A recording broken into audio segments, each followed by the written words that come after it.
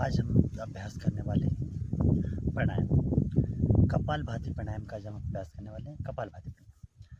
तो सबसे पहले हमें करना क्या है, इसकी सावधानियां, इसके लाभ हम सब पे बात करेंगे। सबसे पहले तो आपको किसी अवस्था में बैठ जाना, चाहे आप सुखासन में बैठ जाएं, ये होता है पालथी मारकर सुखासन, या पार्थ पद्मासन में बैठ जाएं, ये पैर को ऊपर उठाकर, या पूर्ण पद्मासन में बैठ जाएं। अगर पूर्ण पद्मासन में आप बैठते हैं तो हमारा जो मूल बंध है वो ऑटोमेटिकली लग जाता है। तो हम ज़्यादा कोशिश करें कि हम पद्मासन की स्थिति में बैठें। ठीक है, दोनों हाथों को आपको घुटनों पे रखना है सामने की तरफ, और कमर को एकदम मेरुदंड को आपको सीधा रखना है, कमर को सीधा रखना है। ठीक है, दोनों आंखों को सहज भाव से बंद रखना है। करना कैसे है, कुछ लोग गलती तो क्या करते हैं, सबको सब कुछ पता होता है कि करना कैसे है, पर कुछ लोग क्या करते हैं कि श्वास को बाहर, कपालभाति प्राणायाम में क्या होता है, श्वास को हमें बाहर धकेलना होता है, पेट के जरिए श्वास को बाहर धकेलना होता है। पर हमारे कुछ साथीगण क्या गलती करते हैं कि श्वास को अंदर की तरफ खींचने लगते हैं। तो क्या होता है कि हम इसका पूरा उल्टा विपरीत प्रभाव पड़ता है हमारे शरीर के ऊपर। सबसे पहले दोनों हाथों को ऊपर रखिए, पेट को देखिए, पेट से श्वास को बाहर धकेलना है। किसे?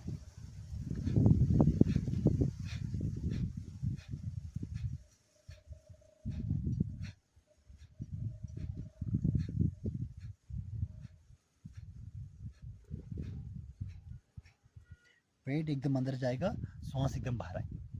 कपालभाति भी तीन तरह से होता है। एक होता है बिल्कुल धीमा, ठीक है, जिसे हम स्लो कहते हैं। दूसरा होता है मध्यम यानी मीडियम। तीसरा होता है फास्ट यानी तीव्र। ठीक है, जब हम शुरुआत करते हैं किसी भी चीज़ की तो हमें कोई भी कार्य जो है पहले धीरे धीरे शुरुआत करना होता है, धीमा धीमा, मध्यम मध्यम, है ना। पहले हम धीरे शुरुआत करेंगे, फिर मध्यम तक आएंगे। जब आपका अच्छा अभ्यास हो जाता है, आप इसे 21 दिनों तक या 21 दिनों से ज़्यादा तक, महीने भर तक करते हैं, फिर आप इसे फास्ट कर सकते हैं। तो हमें शुरुआत में कैसे करना है, बिल्कुल धीमा धीमा।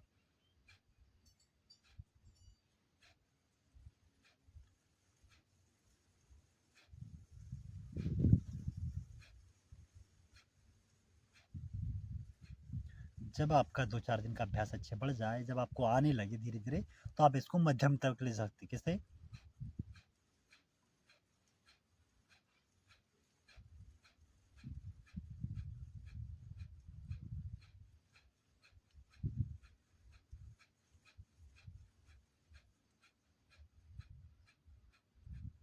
ठीक है, और जब आपका अच्छे अभ्यास हो जाए तो आप इसे फास्ट भी कर सकते हैं। अब हम इसके पहले लाभ जान लेते हैं कि हमारे कपालभाति प्राणायाम हमारे शरीर में क्या लाभ पहुंचाता है।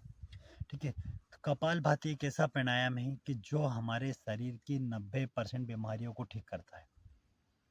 हमारे पेट, तो आपको पता है कि 90% शरीर के अंदर बीमारियां कहाँ से उत्पन्न होती है, पेट से।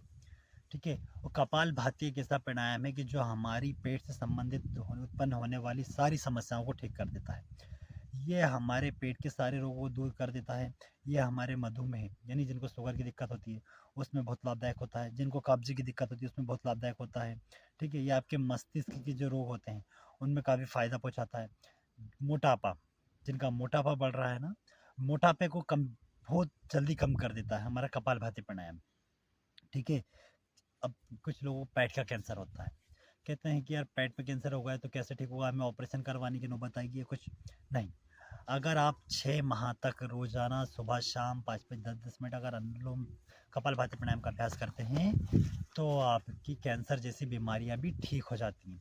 ये आपके शरीर के पेट, गुर्दे हुए, छोटी आंत हुई, बड़ी आंत हुई, प्रत्येक पेट को मतलब पूर्णतः स्वस्थ रखता है आपकी। ठीक है, अब सावधानियां क्या रखनी है हमें, कि जिनको हाई ब्लड प्रेशर है, हाई ब्लड प्रेशर वाले रोगियों को इसको जल्दी बिल्कुल नहीं करना है, उनको बिल्कुल धीमा धीमा करना है। दूसरा, जिनको पेट में ज़्यादा अगर किसी ने ऑपरेशन वगैरह करवाया हो तो 6 माह तक उनको इसका अभ्यास नहीं करना है। माताओं बहनों की बात करें तो माताओं बहनों को पीरियड्स टाइम जब चलता है उनका, तो उस दौरान 5 दिन या 6 दिन के अंतराल में उनको ये अभ्यास कपालभाति का नहीं करना चाहिए। हमारे कुछ योग प्रशिक्षक, कुछ लोग इसको, जो हमारे योग के अंदर षष्ठ क्रिया होती है, षष्ठ क्रिया में से एक योग क्रिया भी मानते हैं। तो जो हमारा कपालभाति प्राणायाम है कि एक योग प्राणायाम नहीं है, ये क्रिया भी है हमारे शरीर के लिए। कहते हैं ना कि पेट सफा तो हर रोग दफा, इसलिए कपालभाति प्राणायाम हमारे पेट की सारी समस्याओं को खत्म कर देता है। ठीक है, करते रहिए।